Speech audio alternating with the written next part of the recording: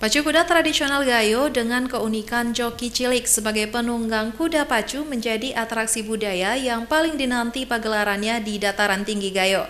Atraksi budaya ini mampu menyedot ribuan pengunjung dari dalam dan luar daerah. Beginilah keseruan pacuan kuda tradisional Gayo yang digelar di lapangan Sangeda, Kabupaten Bener Meriah. Para joki cilik bernyali tinggi berpacu di lintasan yang berdebu, berpacu dengan kuda tunggangannya untuk menjadi nomor satu. Sorak-sorai penonton saling menjagokan kuda pilihannya, menjadi penyemangat para joki untuk berpacu meninggalkan lawan-lawannya. Pacu kuda atau masyarakat di dataran tinggi Gayo menyebutnya pacu kuda, merupakan tradisi turun-temurun masyarakat Gayo sejak zaman kolonial Belanda yang masih tetap dilestarikan sampai saat ini.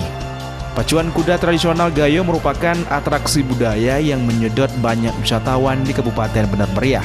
Ribuan penonton tumpah ruah memadati lapangan pacuan kuda Sangeda yang digelar sekali dalam setahun selama 1 pekan untuk merayakan hari jadi Kabupaten Bener Meriah.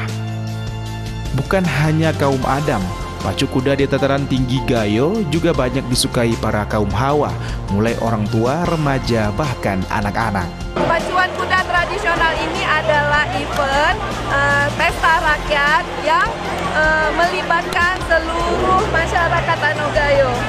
Perayaan pacu kuda tradisional Gayo ini adalah event yang ditunggu oleh masyarakat Gayo. Pacuan kuda salah satu tradisi tradisional dari dataran tinggi Gayo. Jadi kita mau bangga sebagai orang Gayo untuk melihat salah satu tradisi dari dataran tinggi Gayo, karena ini merupakan kultur budaya yang dimiliki orang Gayo, khususnya di Bener Meriah.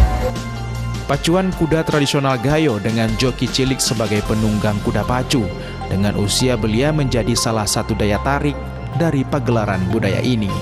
Dari Kabupaten Bener Meriah, Yusradi iNews melaporkan.